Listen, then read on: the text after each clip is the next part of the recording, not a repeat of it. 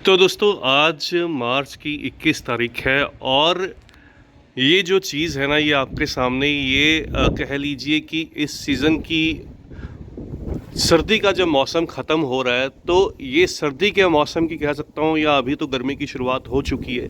तो सीज़न की शुरुआत कह लीजिए गर्मी की या सर्दी के एंड की ये सबसे खूबसूरत जो व्यू है ये मुझे लगा आज।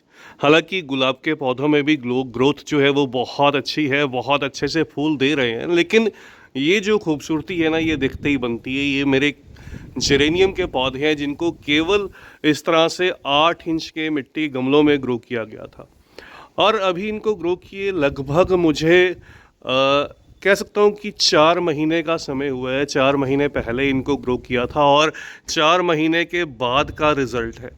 देखिए पौधों में भर भर कर फूल आ रहे हैं, गुच्छे में आ रहे हैं और हालांकि इन पौधों को ऐसा ही सीज़न पसंद रहता है। बहुत ज़्यादा गर्मी के मौसम में ये पौधे थोड़ा सा स्ट्रेस में रहते हैं। तो अगर आप हिली एरिया से हैं इन पौधों को अभी भी लगा सकते हैं। आपके एरिया में अगर बहुत ज़्यादा गर्मी नहीं पड़ती आप लगा लीजिएगा। अगर आपके एरिया में बहुत ज़्यादा गर्मी पड़ती है तो कह सकता हूँ इन पौधों का अब समय जा चुका है। हालांकि ये परमानेंट पौधों की कैटेगरी में रहते हैं, लेकिन फिर भी जब मौसम चेंज होता है, गर्मी बढ़ती है, बरसात का मौसम उसके बाद आता है, तो ये पौधे स्ट्रेस में रहते हैं। मैंने हालांकि वीडियो शेयर भी किए थे कि इस तरह से इनको बचाया जा सकता है, लेकिन सच्चाई तो यही है कि इनको बचा पाना बहुत मुश्किल रहता है। चाहे वो मैं हूँ, चाहे वो कोई सा भी है, तो बहुत ज़्यादा गर्मी, ह्यूमिडिटी हाई, मानसून के समय में इनको बचा पाना मुश्किल रहता है। और कह सकता हूँ कि प्राइस नर्सरी पर थोड़ा सा कम रहता है इन प्लांट्स का, इसलिए हर सीज़न में इनको परचेज़ करके दोबारा से लगाना बेटर रहता है। अगर नर्सरी प्राइस की बात हुई है तो ये जो प्लांट्स रहते हैं ये लगभग 50 रुपीज़ में आपको इनका छोटा प्लांट जब सीज़न की शुरुआत होती है तो नर्सरी पर मिल जाता है। जेरेनियम है, जेरेनियम में ये प्लांट वाली वैरायटी है। एक इसमें कह लीजिए हैंगिंग वैरायटी आती है जिसको आईवी जेरेनियम बोलते हैं। मैंने पहले भी शेयर किया था, लेकिन मैं उसको ग्रो नहीं करता क्योंकि मैं हैंगिंग बास्केट जो है वो नहीं लगाता। लेकिन अच्छी बात है ये देखिएगा इसमें कलर्स ऑप्शन मिल जाते हैं। तो मेरा तो पर्सनली अगर बात बताऊं इनमें ये रेडिश कलर और ये पिंक कलर और तीसरा वाइट भी इसमें मिल जाता है। वाइट कलर भी बहुत खूबसूरत लगता है। ये देखिए अगर ऊपर से आपको एक व्यू दिखाऊं इन पौधों का, इस तरह से पूरे भरकर फूल दे रहे हैं। तो सारे प्लांट्स में अच्छी हैवी फ्लरिंग है, सभी में बहुत सारे जो फ्लरिंग बंच है वो बन चुकी हैं। तो बहुत बढ़िया से फूल हैं इनकी। साथ के साथ अगर सही बताऊं आपको, फूलों के साथ साथ थोड़ा सा वाइड एंगल कर देते हैं तो थोड़ा अच्छा दिखेगा आपको। तो फूलों के साथ साथ इनकी जो लीव्स हैं ये भी बहुत खूबसूरत रहती हैं। इस तरह से देखिए इनकी जो लीव्स रहती हैं, तो फूल ना भी आए तो खूबसूरत रहती हैं, लेकिन ये हैवी फ्लरिंग है, इनमें ऐसा नहीं होता कि फूल ना आए। ये कंटिन्यूस फ्लरिंग प्लांट है।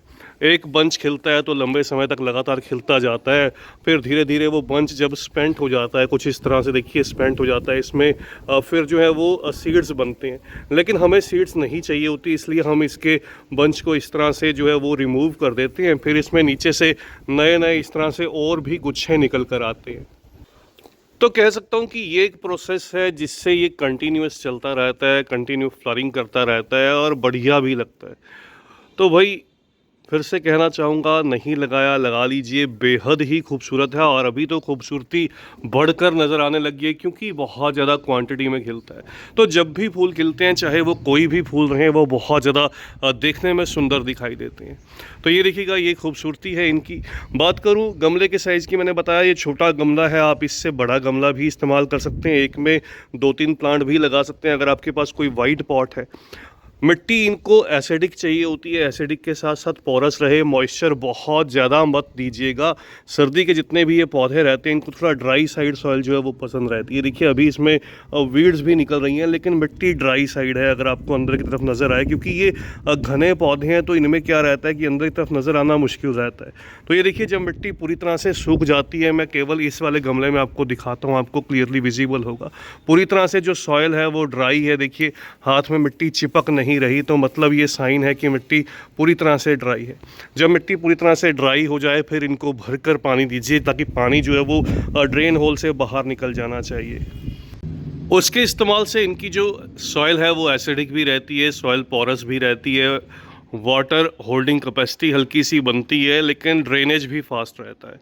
तो ये सारी चीज़ें, जो सारा काम है वो अच्छी, अगर आप 30 से 40% मिट्टी के अंदर वर्मी कंपोस्ट या काऊ डंग मिला लेते हैं, ये सारे काम हो जाते हैं। थोड़ा सा रेत का या सैंड का रहना ज़रूरी रहता है, जो मिट्टी को ड्राई भी करता रहे, थोड़ा सा गैप भी बना कर रखें मिट्टी के अंदर, तो ये चीज़ रहती है, इससे पौधे हेल्दी से ग्रो करते हैं। तो बस दोस्तों, ये छोटा सा वीडियो था, केवल आपको इन पौधों से मिलवाना और सीज़न जाते जाते इनको दिखाना, और जैसे जैसे ये चलते रहेंगे मैं आपको दिखाऊंगा। और वीडियो का एंड करते हैं बहुत ही खूबसूरत से कैमिलिया के प्लांट के साथ, कैमिलिया के फूलों के साथ। देखिए अभी इन्होंने खिलना स्टार्ट किया और मैंने इसके ऊपर एक वीडियो अपलोड भी की है। 1 साल के बाद इनके जो फ्लावर्स हैं वो खिलने लगे हैं, और अभी बस कुछ ही दिन खिलेंगे, फिर ये स्पेंट हो जाएंगे और फिर 1 साल का इंतज़ार करना पड़ेगा। तो बस दोस्तों, आज की इस छोटी सी वीडियो में इतना ही। कैसे लगे आपको ये पौधे, मुझे कमेंट करके ज़रूर बताइएगा। जल्द ही मिलते हैं किसी और नए टॉपिक के साथ, किसी और नई वीडियो के साथ। तब तक के लिए bye, happy gardening, take care.